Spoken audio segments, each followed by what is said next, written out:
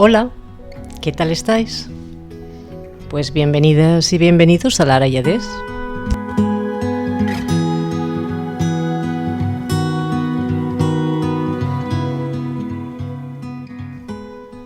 Bien, pues hoy nos acompaña Eduard Casas, que las personas que escuchasteis el programa anterior pudisteis oírle. Él fue quien me puso en contacto con el invitado del programa anterior, Rosendo Galima. Y además Edu participó en el programa también haciéndole preguntas y concluyendo con reflexiones que eran muy necesarias.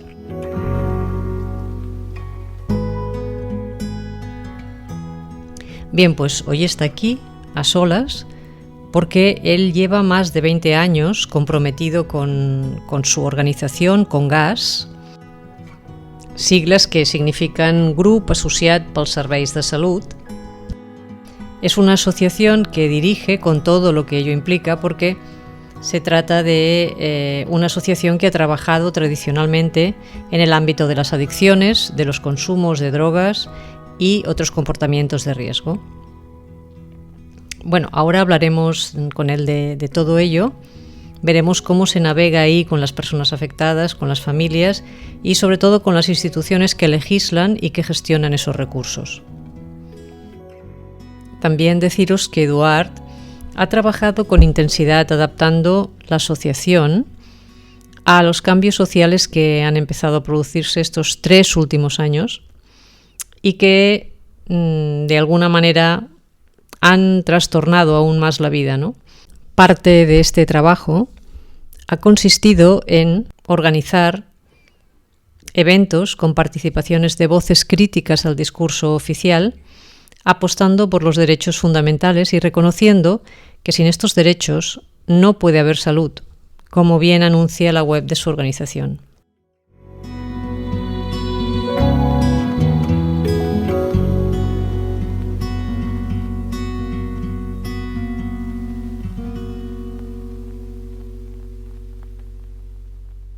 Pues bueno, él es educador social hace 30 años, está casado, es padre de 2 hijos y es cristiano.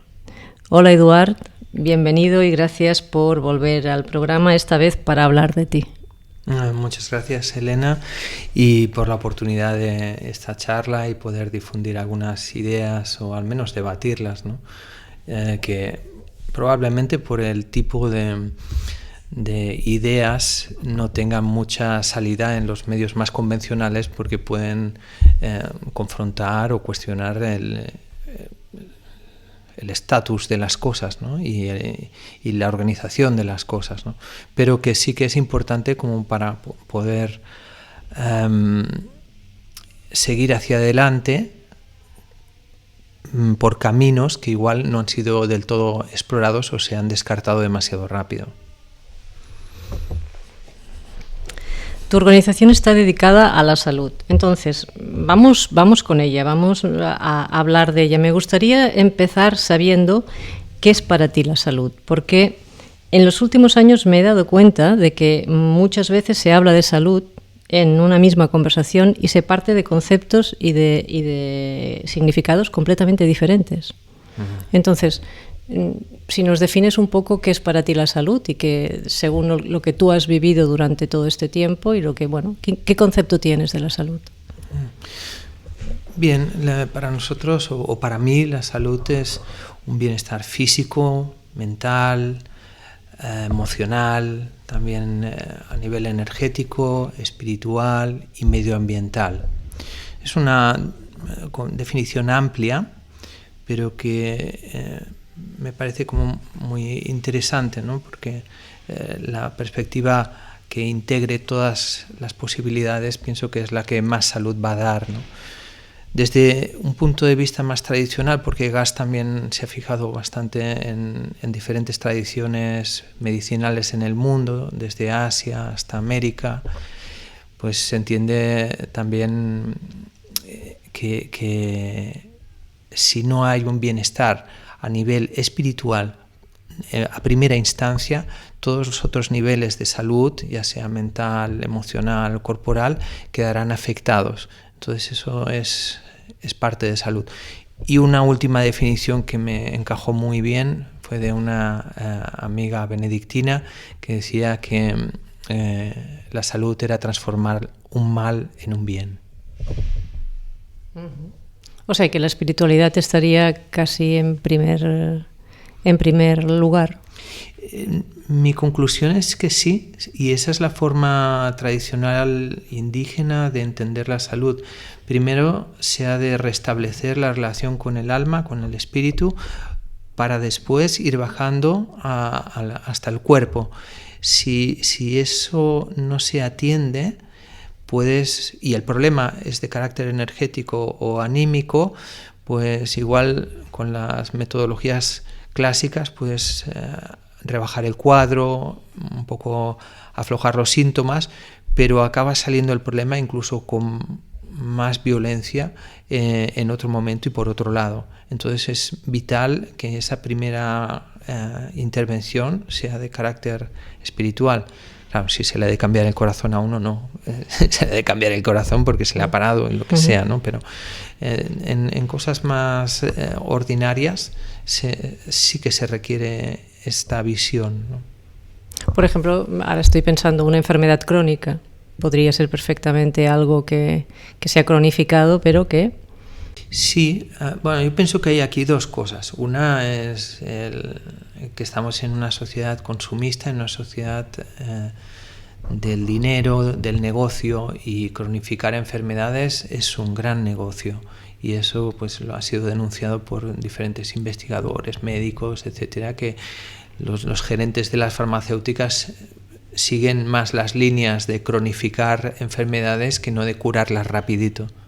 Porque eso es una estrategia comercial, ¿no?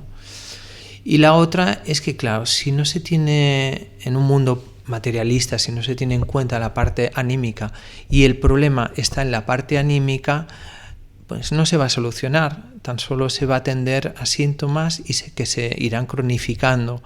Pero, curiosamente, yo recuerdo un caso, bueno, es un poco espectacular, ¿no? Pero es el padre Gabriel Amor, que era el exorcista del Vaticano, que ahora han hecho una película que lleva, bueno, que es Russell Crowe, ¿no?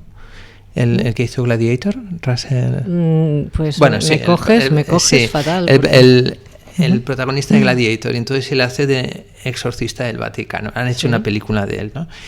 Y yo recuerdo haber escuchado una chica de viva voz que llevaba toda su vida pues entrando en psiquiatras, en psiquiátricos, tratamientos, mucha medicación, no resolvía, hasta que se encontró con el padre Gabriel Amor, le hizo el ritual y sanó completamente.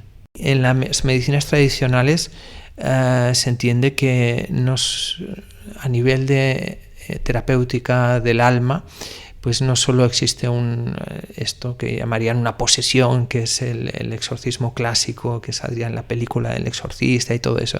Eso es bastante extraordinario, no sucede tan a menudo, ¿no? Lo que sí sucede de forma muy a menudo es lo que llaman la infestación. La infestación equivaldría pues a una infección bacteriana o vírica, que es bastante común, diferentes niveles de gravedad, pero a nivel espiritual. Entonces hay ciertas prácticas, por ejemplo, se ha identificado los consumos de drogas o algunas prácticas de espiritualidades no muy claras, muy reveladas, que es como abrir la puerta a este tipo de infestación, o simplemente olvidarte de protegerte a nivel espiritual o de desarrollarte a nivel espiritual. También es como dejar abiertas puertas espirituales para tener infestaciones.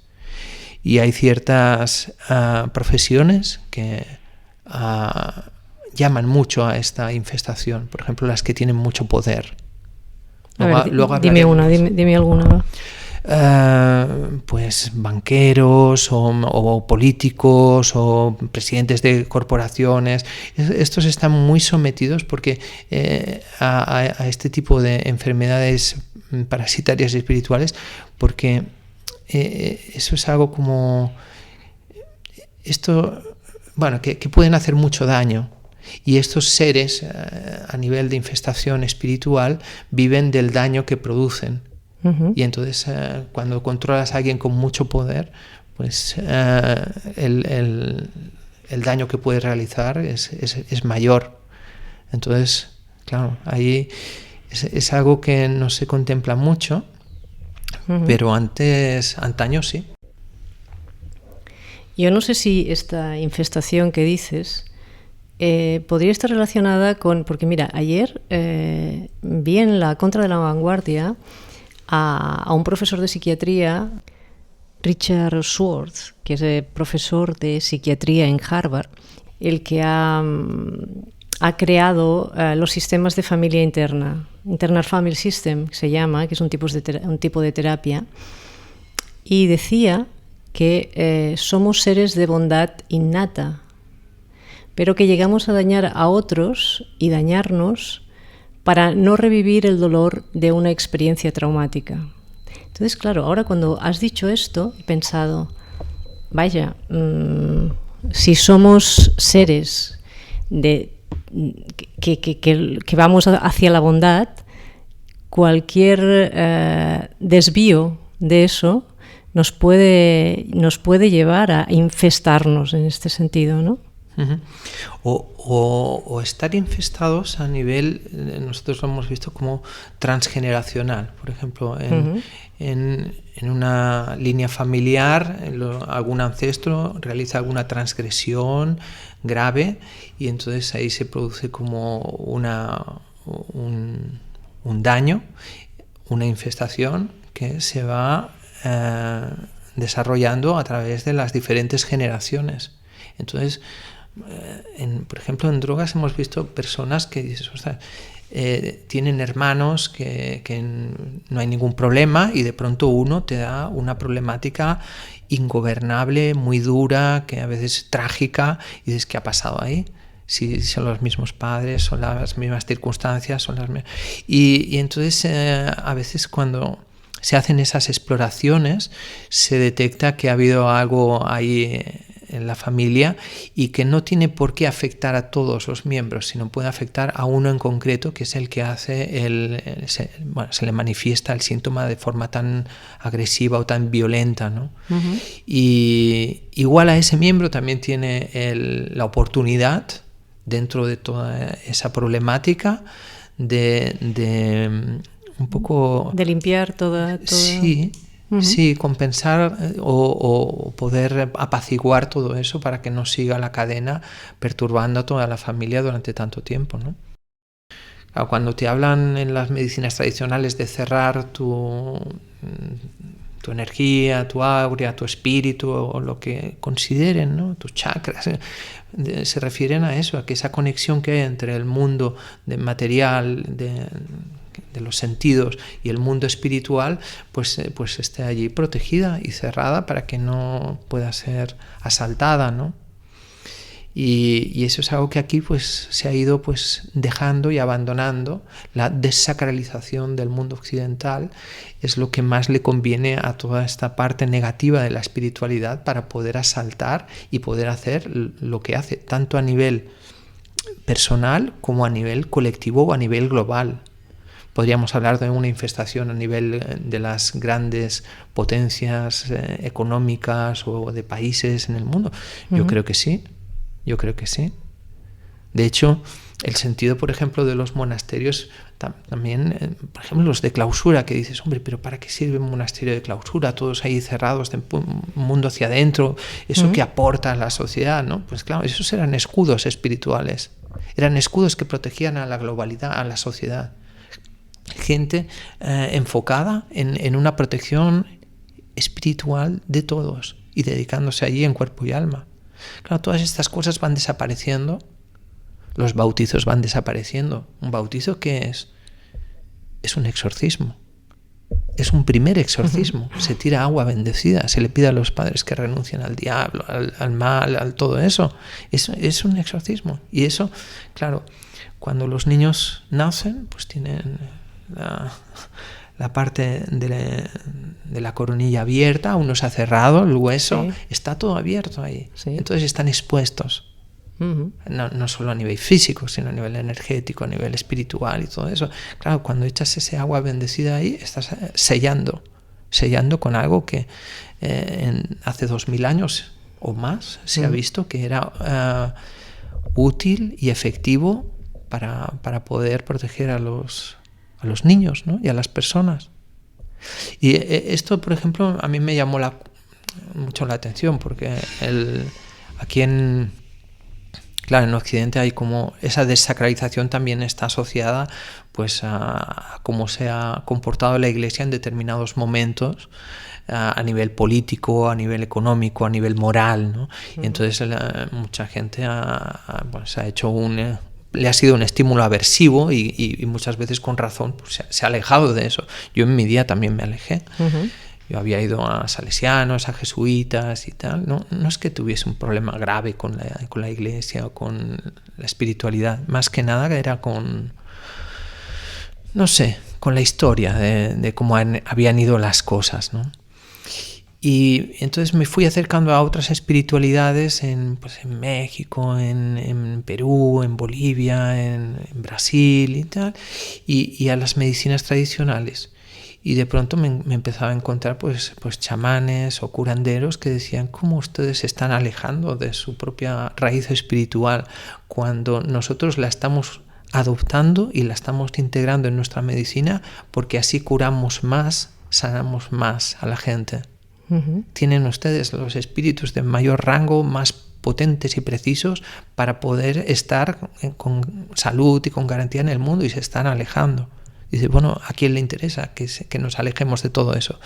Pues es precisamente a los espíritus del mal les interesa que nos alejemos, porque si no creemos en Dios, si no creemos en los ángeles, pues ¿para qué no creemos en el diablo? ¿Y para qué vamos a protegernos de algo en que no creemos? Por lo tanto, estamos absolutamente vulnerables a eso. Y esa desacralización, para mí también, en el mundo del consumo de drogas, que es lo que yo llamo el abordaje espiritual, es un hecho, porque casi todas las drogas han servido en diferentes momentos a la humanidad como un conector con la parte espiritual. Te cambiaba la forma de entender, la forma de percibir, te arrebataba. Y entonces ahí al percibir diferente y cosas diferentes, podías conectar con otras dimensiones, ¿no?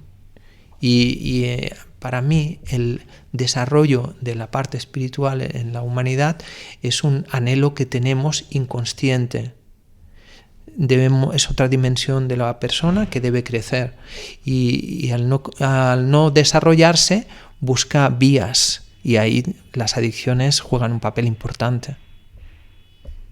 Tenía en la segunda jornada de diálogos de medicinas hice como una entrevista al psiquiatra Harold Koenig de la Universidad de Duke de North Carolina, y este es como uno de las autoridades mundiales en el estudio científico de los efectos de la espiritualidad en la salud.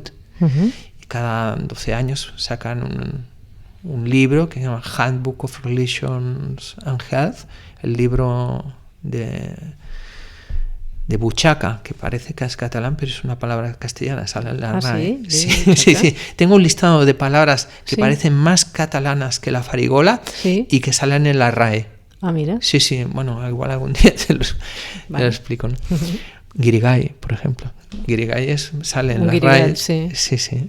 Ah, mira. Bueno, pues te iba diciendo... Sí, ¿cómo se llama el libro de Handbook of Religion and Health, el libro de Buchaca de la religión y la salud?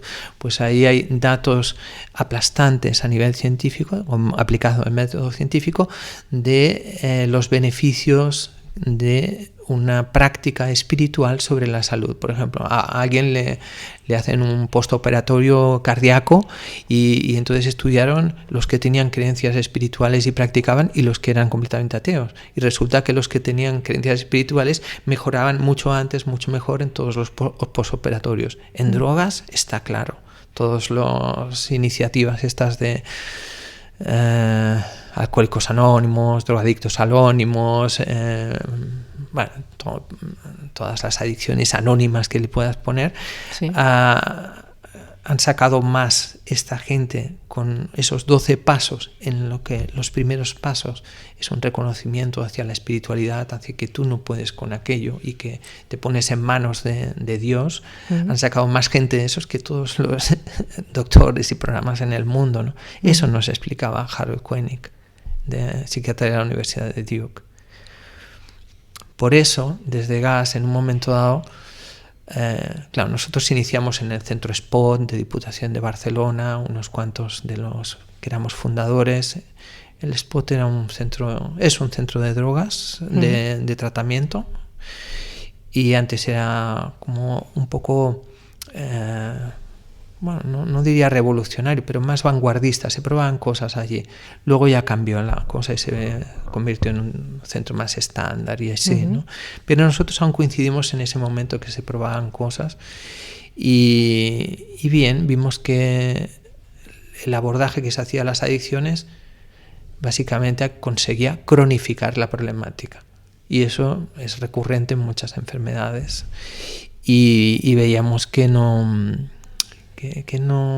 resolvía, y dijimos, bueno, pues no sé, igual en el mundo hay otra gente que se ha encontrado con este problema y han resuelto mejor. Entonces ahí es cuando nos juntamos, fundamos GAS, y al cabo del tiempo ya estábamos yendo pues a diferentes lugares del mundo donde habíamos escuchado que habían otro tipo de abordajes que eran más efectivos. Por ejemplo, en el 2004 nos fuimos a Perú y a Bolivia, después de una entrevista en La Contra de la Vanguardia que le hacían al doctor boliviano, psiquiatra también, Jorge Hurtado, Gumucio. Era el director del psiquiátrico de La Caja en Bolivia, y él le habían hecho una entrevista en La Contra y él explicaba que había desarrollado un uso tradicional de la hoja de coca para ayudar a los chicos que se habían enganchado en La Paz a la pasta a base de coca. Y ese uso tradicional pues no solo era tomar una sustancia de forma tradicional, que era la hoja de coca, sino que además les encajaba con sus raíces, con su tierra, con su espiritualidad, etcétera, ¿no? Nosotros fuimos allí y fuimos a ver, porque para nosotros la coca era cocaína y era un flagelo y poco más, ¿no? Y entonces ahí vimos que había otra dimensión, que la coca en el mundo tradicional era una bendición.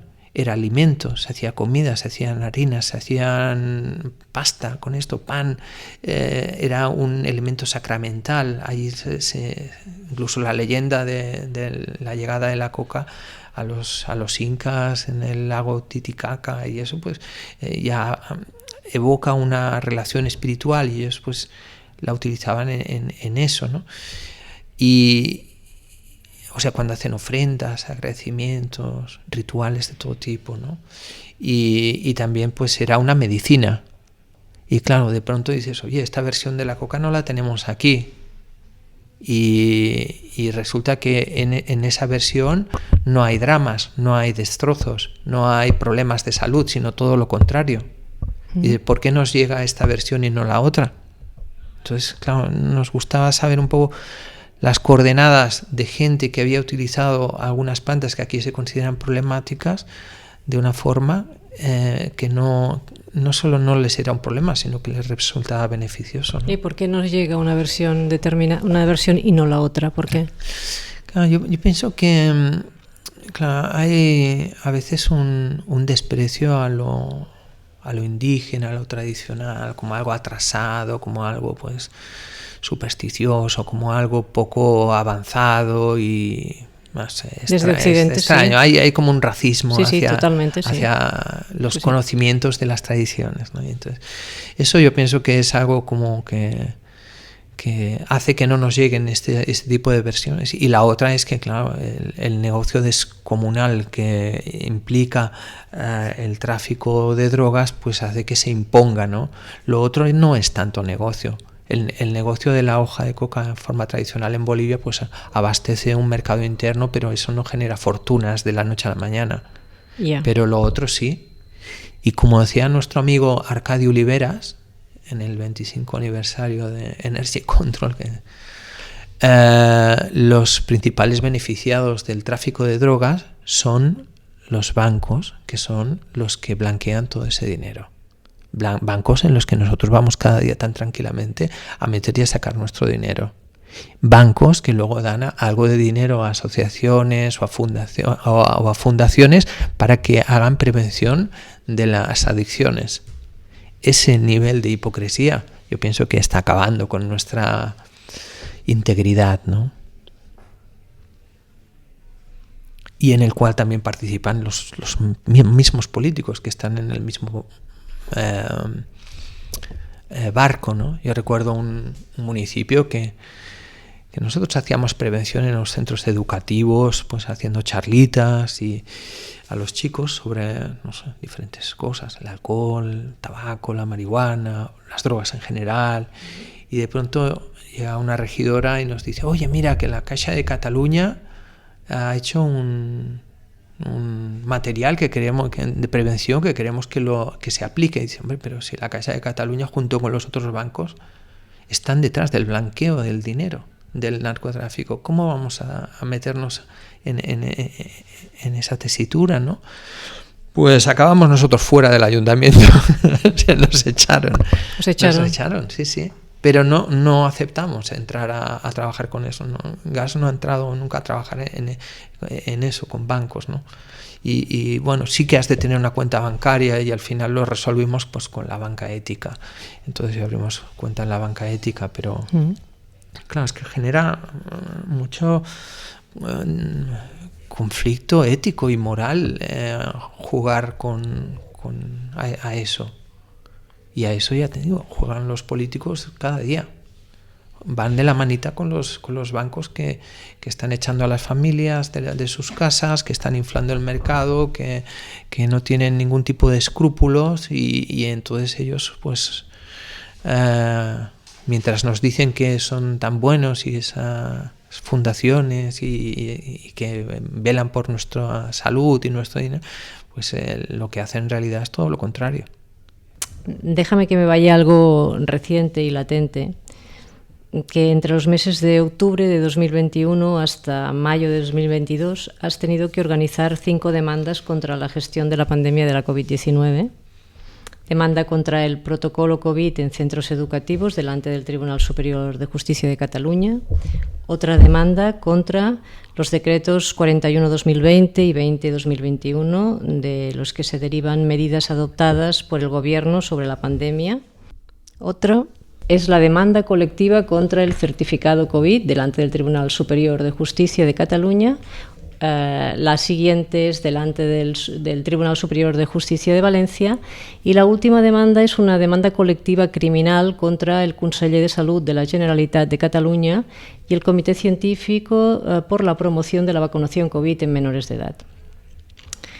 Bueno, siempre has estado luchando a favor de la libertad de vacunación. Me gustaría saber en qué ha consistido esta organización y con qué te has encontrado, ¿no? Igual que dices ahora que te has encontrado, bueno, que tuvisteis que marchar de allí, delante de esta situación, pues ¿con qué te has encontrado con todo esto y en qué ha consistido esta organización de demandas?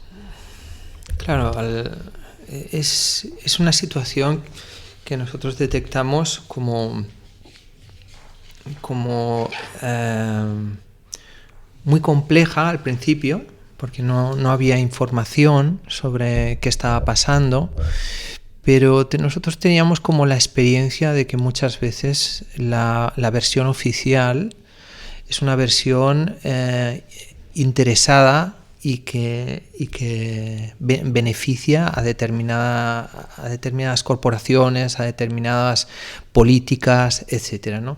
Y cuando va acompañada de la vulneración de derechos fundamentales, aún es más sospechoso. Entonces, claro, empezamos a estudiar sobre científicos que eran hasta ahora considerados eminencias y reconocidos a nivel mundialmente, y empezamos a ver que aquí estaba pasando algo que no cuadraba a nivel científico.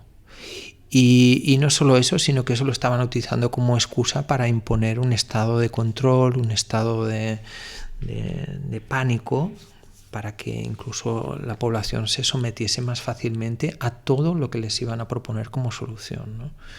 A medida que íbamos profundizando, vimos viendo la magnitud de lo que se estaba cociendo ahí a costa de la salud de los ciudadanos. Y entonces, bueno, cuando en una clase a mi hijo le pregunta al profesor, oye, ¿quién está vacunado y quién no está vacunado? Para dejar en evidencia a los no vacunados, pues ahí es cuando digo, bueno, pues igual tenemos que ya empezar a poner un poco de oposición, ¿no? Uh-huh. Y luego pues empezaron también con los chicos a presionarlos, porque a mí me motiva bastante lo de los chicos, ¿no? Porque creo que les estamos dejando una situación bastante complicada cuando nuestra obligación sería todo lo contrario, ¿no? Y les empezaron a decir, es que no podrás entrar en un bar a tomarte una cerveza si no te has pinchado con la vacuna COVID, ¿no? Y entonces al final mi hijo decía, oye, pues igual sí que tengo que pincharme, ¿no? Porque si no me van a dejar viajar, no voy a poder tomar una cerveza, lo que sea, pues yo qué sé, ¿sabes? Igual tú estás equivocado, papá, ¿no? Y digo, bueno, claro, no sé, pero ahí ya fue definitivo con decir, bueno, si esta gente acaban coaccionando así a los chicos y a todo el mundo para que pase por un experimento génico, que sabíamos que en el fondo había mucha problemática en esos compuestos, y le llega a pasar algo a mi hijo, pues al menos que sepa que su padre ha estado ahí peleando contra eso. Uh-huh. Y esa fue un poco la motivación, ¿no? Ver que habían como intereses espurios que siempre benefician a los mismos, y luego cómo se estaba coaccionando, presionando de una forma terrible a la población. Y es también aquello que decir, no, sin derechos civiles no puede haber salud. Y entonces, por lo tanto, una forma de hacer prevención contra las drogodependencias es defender a los derechos civiles, ¿no? Uh-huh. De ahí vienen las demandas que, claro, yo como presidente de la asociación, pues nosotros trabajamos desde lo público, porque esa era un poco la idea de la Fundación de Gas, decir, bueno, aquí hay muchas clínicas privadas que la mayor parte de gente no va a tener opción de ir, y que por una cuestión económica, entonces nosotros queremos trabajar con las personas que no tienen dinero, como para poder darles una oportunidad de tener servicios de calidad y así, ¿no? Pero claro, eso significa que quien te da el dinero es el Estado, son las administraciones, y tú de pronto te ves con 5 demandas en el Tribunal Superior de Justicia acusándoles de que están haciendo las cosas muy mal. Uh-huh. Y entonces eso, claro, no es gratis, de eso también se paga una factura, ¿no? Y he perdido contratos, he tenido que bajarme el sueldo, he tenido que... esa situación de que a veces, pues, si te enfrentas a eso, pues te lo hacen pagar de alguna forma, ¿no? Aparte de que yo pienso que han destrozado la economía y que ahora tanto administraciones públicas como empresas están a mínimos, y entonces ahora tampoco pueden hacer demasiado, ¿no? Porque se han basado, en unos intereses de unas corporaciones, y en base a eso se ha vendido al país, no por la salud. Uh-huh. Entonces yo pienso que con una mínima conciencia de eso teníamos que prestar un poco de oposición. La realidad de las demandas las perdimos todas, porque el Tribunal Superior de Justicia, por ejemplo el de Cataluña, si es de temas de independentismo y todo eso, sí que pega mucha caña a los políticos de aquí o eso, pero si es otros temas, se alinean. Uh-huh. Son lo mismo, están en el mismo barco. Ahora, si hablas de Unidad de España y todas esas cosas, entonces no, ahí ya se pelean todo lo que pueden, pero en temas de salud o de gestión administrativa, yo recuerdo haber llegado allí al Tribunal Superior de Justicia y había una estantería enorme que ponía derechos civiles, y toda llena hasta arriba de carpetas, y digo, ¿estos son denuncias por el tema COVID? Dice, sí. O sea, no hubieron pocas denuncias, hubieron muchas denuncias. Por eso también, ahora, no sé si fue el año pasado aquí, empezó una huelga dentro de los tribunales porque estaban absolutamente desbordados. No éramos los únicos que veíamos cosas raras y que denunciábamos. No se ha hablado de estas denuncias en los medios de comunicación, no se ha dicho que estaban allí. Yeah. Sí, se ha silenciado a toda la disidencia, ya sea social, ya sea científica, ya sea política. No sé si ha habido disidencia, no sé, porque todos los partidos políticos se han puesto al lado de Bill Gates, de Soros y de las grandes corporaciones farmacéuticas a decir que todo estaba muy bien y que adelante con todo, y entonces dices, bueno, políticos no ha habido oposición. No hay oposición. Bueno, igual la doctora Ángeles Maestro sí que ha hecho oposición, pero no tanto en nombre de su partido, sino de forma personal. Uh-huh. De hecho, ha habido mucha gente que ha tenido que salirse de la CUP o de partidos que se pensaban que eran un poco contestatarios o revolucionarios, porque se han visto allí que se tenían que someter todos a la disciplina de partido y decir amén a todos estos multimillonarios que habían hecho este pelotazo infame y doloroso, que además era dañino, ¿no?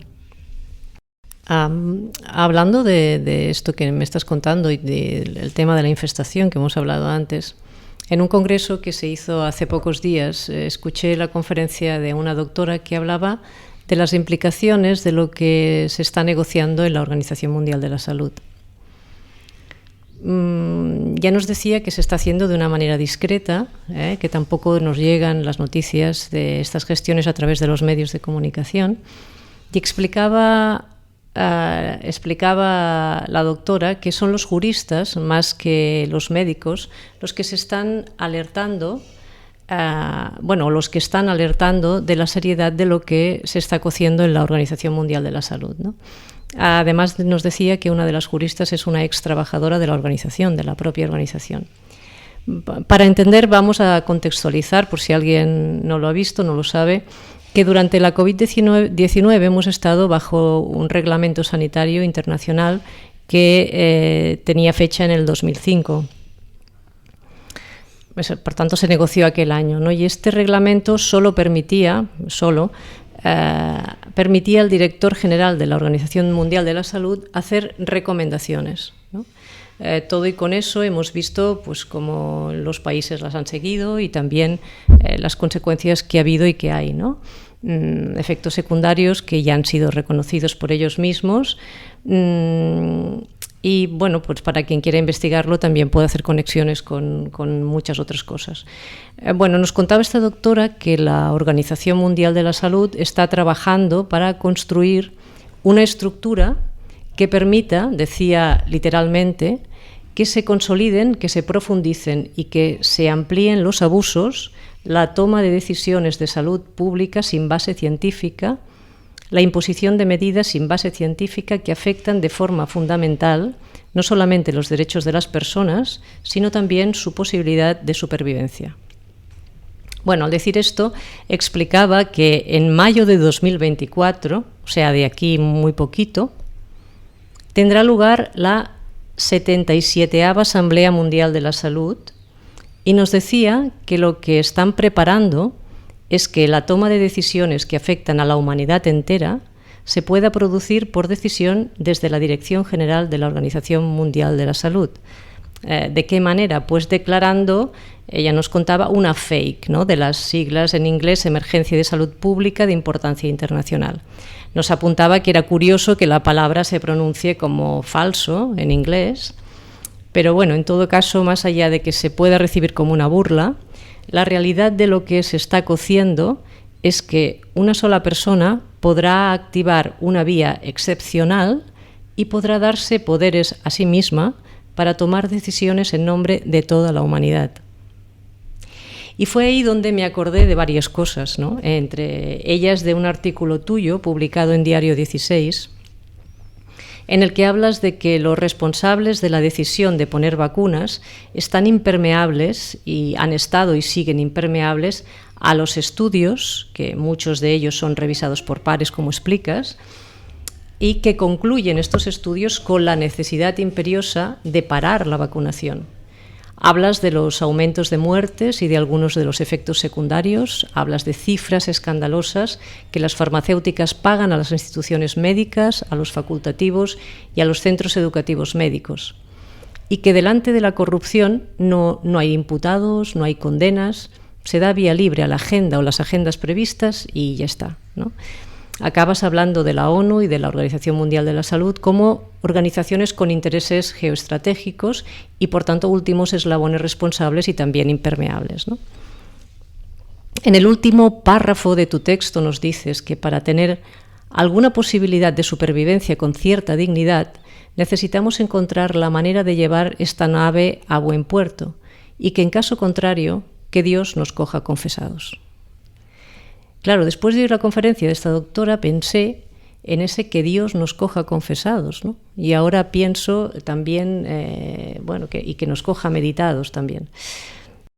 Porque claro, si esa agenda se pone en marcha, significará que la Organización Mundial de la Salud, lo que decida ella, va a ir a misa. Entonces, Eduard, ¿cómo ves todo esto ahora después de un año de tu artículo? Porque hace un año que lo publicaste. ¿Cómo ves todo este panorama? Yo no sé si la gente sabe porque mucha gente se cree que la Organización Mundial de la Salud es pública. No sé, explicamos un poco esto y ¿qué te parece? ¿Cómo ves todo esto después de tu artículo? Claro, era un artículo que era bastante pesimista, ¿no? En el sentido de que habíamos estado luchando, invirtiendo dinero, tiempo, perdiendo todas las batallas, pero no solo nosotros, sino múltiples organizaciones a nivel del Estado y a nivel europeo, ¿no?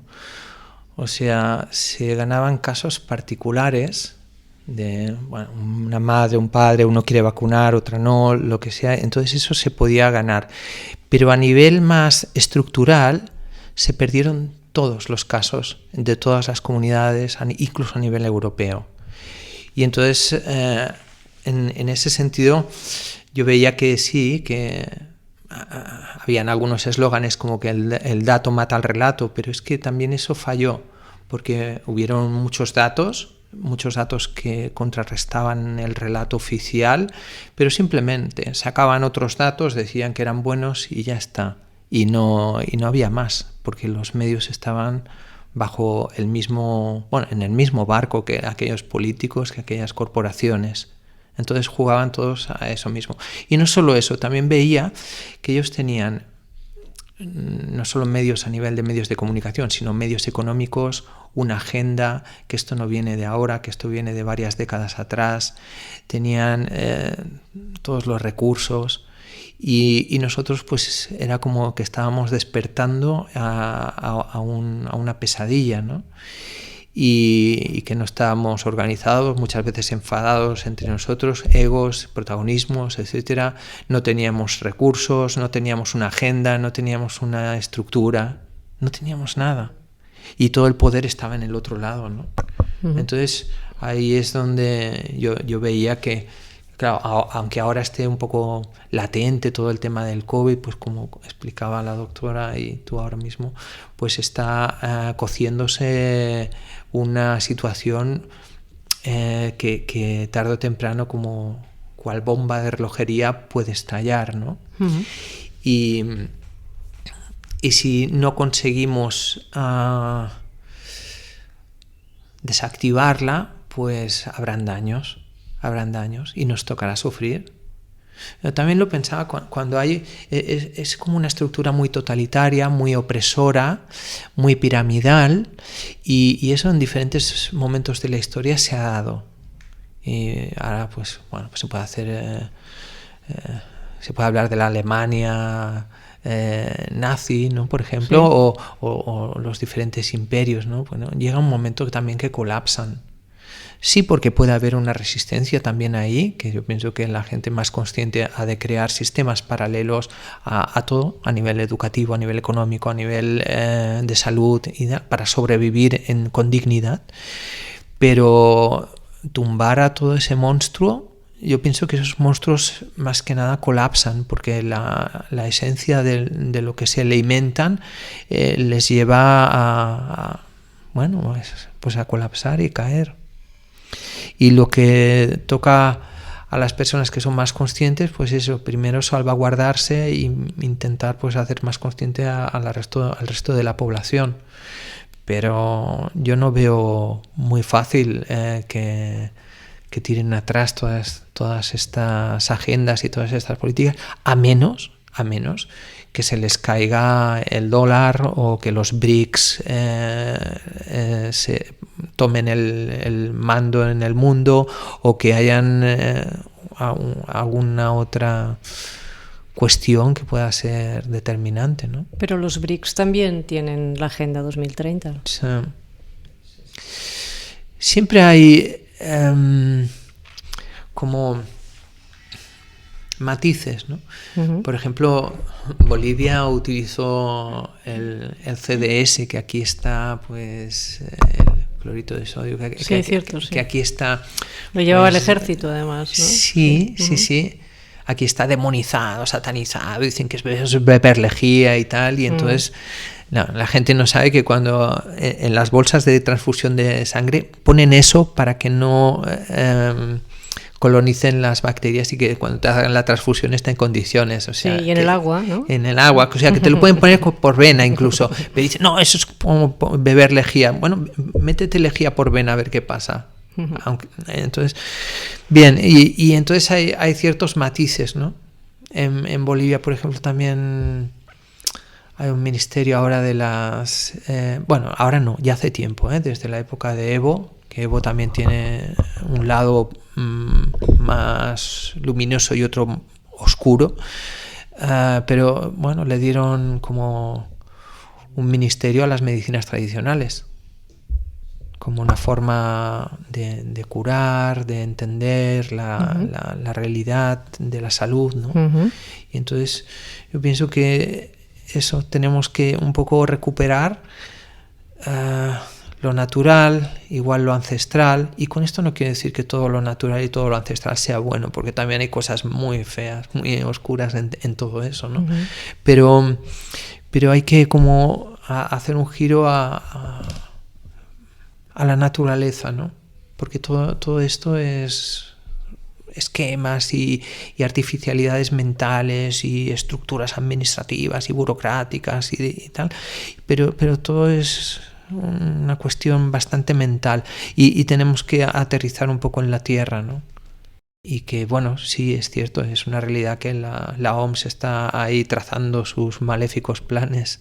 Bueno, lo importante será que la gente pueda investigar y ver qué pasa, ¿no? Y a partir de aquí que pueda tomar decisiones. Pero yo creo que el problema es que hay muchas personas que solamente ven una versión, ¿no? O claro. Solamente escuchan una versión, o solamente tienen acceso a una versión. Claro. Sí, el poder concentrado a nivel económico, pues es un gran barco en el que están los medios de comunicación, en el que están las farmacéuticas, en el que están las armamentísticas, en el que están las tecnológicas, y son de las mismas manos, de los mismos amos. Claro. Y entonces esos, pues claro, no te van a explicar la película tal como es, te van a explicar la película que a ellos les interesa, y como ya desde el punto de vista educativo, en el sistema educativo se enseña a la gente a obedecer, a creer, a ser sumisa, a no ser crítica. Sí. Si tú repites lo que te dice la institución, pues eres muy buen alumno, pues se te premia. Y si cuestionas o criticas, pues oye, eso... Sí, claro. Y entonces dicen, si repites lo que ellos dicen es que tienes espíritu crítico, y si lo cuestionas es que eres un desastre, ¿no? Pero eso ya desde pequeñitos, desde parvulario. Sí. Desde parvulario, y va subiendo una sociedad en la que la autoridad, y supongo que aquí también por haber tenido 40 años de franquismo, la autoridad y el verticalismo era algo que se asumía y se mamaba desde las primeras edades, pues seguimos con esas tendencias. ¿Quién va a cuestionar a la autoridad? ¿Quién va a cuestionar al médico? ¿Quién va a cuestionar al profesor? ¿Quién va a cuestionar a...? Oye, también se equivocan y también tienen intereses que no... Claro. Bueno, y sobre todo lo que has dicho ahora hace un rato, que los diferentes poderes están en las mismas manos, ¿no? Entonces, claro, si sigues el hilo y el hilo y el hilo, al final llegas a 5 bases, o 6, 7, como mucho. Pero eso es muy difícil de ver. Porque antes no era tan así, estaba mucho más repartido, dijéramos, ¿no? Claro, claro. El globalismo ha hecho eso, y cuando hablo de eso también incluyo la alimentación y entonces ves que ¿Qué claro, quieres decir la alimentación? La industria alimentaria cae en pocas manos también al final, y resulta que están los mismos detrás siempre. Y entonces, claro, hay una aparente diversidad a nivel de empresas y de medios y de todo eso, pero luego vas tirando del hilo y al final quien domina son los inversores, y esos inversores son 3 o 4. Y esos pues son los que en un momento dado hipócritamente te están diciendo que se ha de salvar al planeta y lo están contaminando, o te sueltan que bueno, que si la salud y todo eso, y a la vez te están metiendo ahí pues un montón de experimentos genéticos. Por ejemplo, el doctor Xavier Uriarte decía que, porque ahora hubo como mucho escándalo, decía, no, están metiendo organismos genéticamente modificados con las vacunas del COVID y tal. Dice el Uriarte decía, no, eso es desde los años 80 que están metiendo ADN modificado en las vacunas, ¿no? Y entonces dices, bueno, o sea que esto ya lleva décadas pasando, décadas afectando a la salud, disparándose las enfermedades raras, disparándose los cánceres, disparándose los autismos, disparándose un montón de enfermedades que al final dices, oye, ¿no tendrá algo que ver? Que antes en los años 70 nos ponían 7 vacunas y ahora nos ponen 40 además tocadas genéticamente. ¿No tendrá algo que ver? ¿Verdad que no? ¿No? Nos quieren hacer creer que no, ¿no? Entonces, pues bueno, si dices esto, pues también anatema, herejía, porque eres científico, y entonces las autoridades, los médicos, todos esos piensan y velan por tu salud, y resulta que dices, oye, eso es un negocio. Y mientras siga siendo un negocio, que no haya farmacéutica pública, investigación pública, que vele por los intereses generales, eso va a ser un negocio sucio, como lo es actualmente. Y lo que menos les importa es tu salud. Y lo que más les importa es cronificar la enfermedad. Tampoco te quieren muerto, porque eso no es negocio. Pero aunque las funerarias están en manos de esos inversionistas mismos, o sea, también ganan de alguna manera. Nos han dicho que sobra gente, ¿no? Exacto, esa es la otra. Bueno, algunos no creen que sobran, pero... Sí, dicen que sobra gente porque, claro, ahora tienen tecnología como para sustituir esas manos que antes se necesitaban por máquinas, por robots, por inteligencia artificial. Dicen, hombre, pues vamos a estar un poco más anchos, ¿no? Pero eso, ¿quién lo dice? Pues Bill Gates y Soros y todos estos. Y dice, bueno, ¿y estos qué tienen? Bueno, pues estos... Son familias numerosas, ¿no? Familias numerosas, pero tierras y tierras y tierras y tierras, cuando la gente nos conformamos con bastante poquito, y estos que lo tienen todo a nivel económico, a nivel de tierras, a nivel de poder, estos te dicen que tú sobras. Dicen, ¿no será que sobran ellos? ¿No será que sobran ellos en realidad? Y que lo que hay se debiera... repartir de otra manera. Claro. Ya, claro. Sí. Lo que decías a nivel de la OMS, de la doctora, claro, la medicina tradicional expone que primero la curación viene desde arriba, desde la parte espiritual, y después de ir bajando a lo material, al cuerpo. Entonces, a nivel global también es lo mismo. si seguimos desacralizándolo todo, si no reconectamos con nuestras raíces espirituales, que las mías son el cristianismo, pero están muy maltrechas por el maltrato que a veces le ha dado la propia Iglesia y luego por el abandono, ¿no?, que está sufriendo. Si no hay esa reconexión, no es posible resolver o atenuar el problema. Primero pasa por ahí, por la cuestión espiritual, y eso cada uno ha de encontrar su dimensión, y luego eso va inspirando a la mente sobre qué dirección, qué pasos, qué caminos tomar. Porque si es todo a nivel mental y racional, y todo eso, estamos perdidos. La intuición, ¿verdad, sí, Edu? Necesitamos ahí como una inspiración que inunde nuestra intuición para que nosotros podamos tener esas decisiones y esos caminos que nos solventen tanto individual como colectivamente. Entonces ahí es donde también hay un boom, ahora también de las espiritualidades, pero es un boom religioso. Peligroso, quiero decir. Sí, bueno, porque hay una moda, claro. Porque el New Age y todo eso. Cuando algo se pone de moda hay que... Sí, las medicinas tradicionales nos decían que eso jugaba en campo contrario, precisamente. O sea, todo el New Age va en contra a nivel espiritual de lo que estamos hablando a nivel de raíces, a nivel de... Ya, claro. Y que claro, que las espiritualidades tradicionales han sido reveladas, y reveladas no significa más que alguien espiritual le ha explicado a alguien humano cómo se han de hacer las cosas. Eso es revelado. Y todas estas New Age son inventadas. Y entonces, al ser inventadas, lo que hacen es favorecer un lío espiritual, una apertura desordenada de puertas, y que se cuelen esas infestaciones. En las medicinas tradicionales pasa un poco como en las espiritualidades tradicionales. El mundo es lento y las cosas se han de ir aprendiendo, integrando poco a poco. Por ejemplo, un médico tradicional amazónico puede tardar unos 10 años en aprender su ciencia y su espiritualidad.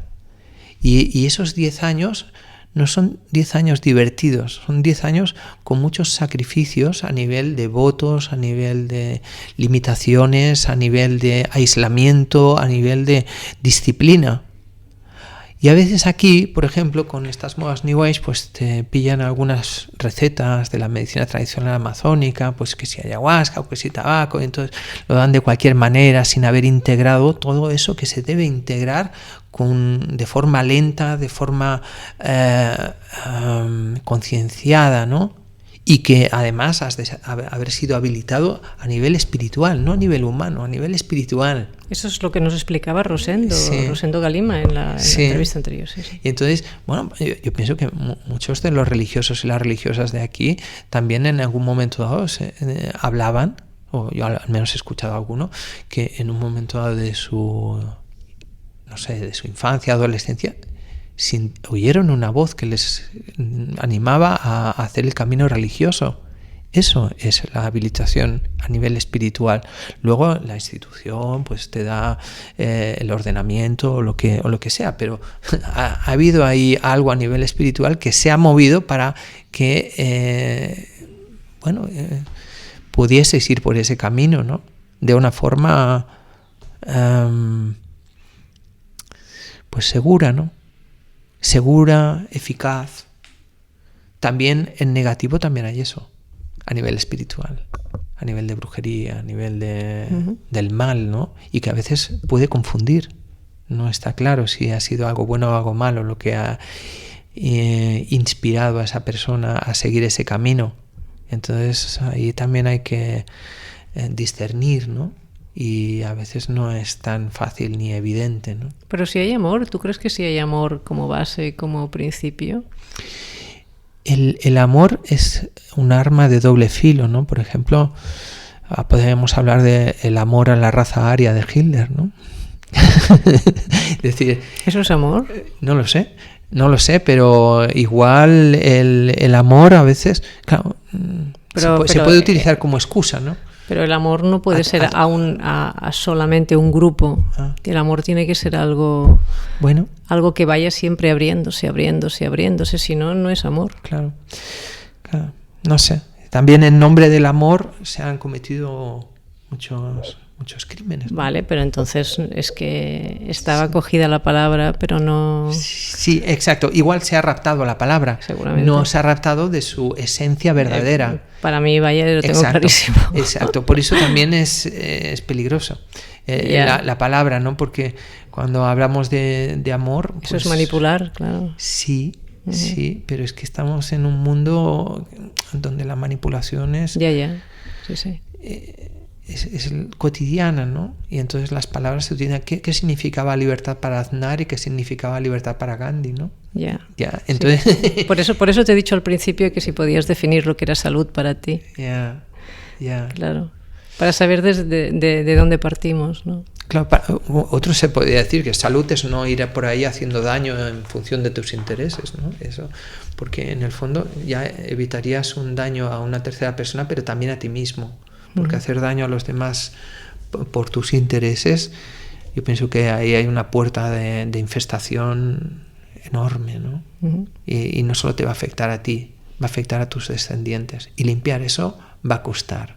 Y lo digo porque también he trabajado a veces con personas grandes de España, algunos, y que iban haciendo sus generaciones desde el siglo XV y tal, haciendo sus animaladas con la gente y todo eso, y luego los descendientes lo pagan muy caro, a nivel de adicciones, a nivel de muertes, a nivel de muchas cosas, ni se dan cuenta. Y nadie va a asociar que eso está relacionado con lo otro. ¿Por qué? Porque eso es superstición, eso no sé, pero no se puede demostrar, lo espiritual no se puede demostrar. Estamos en un terreno de la fe. Pero que no se puede demostrar no quiere decir que no existe. Exacto. Cuando no se podía demostrar que existía la ley de la gravedad, existía la ley de la gravedad. Claro. Solo que no teníamos métodos ni medios para valorarla, ¿no? Y lo mismo pasa con la espiritualidad. Pese a que tenemos ciertas evidencias cada vez más, ¿no? De esa dimensión.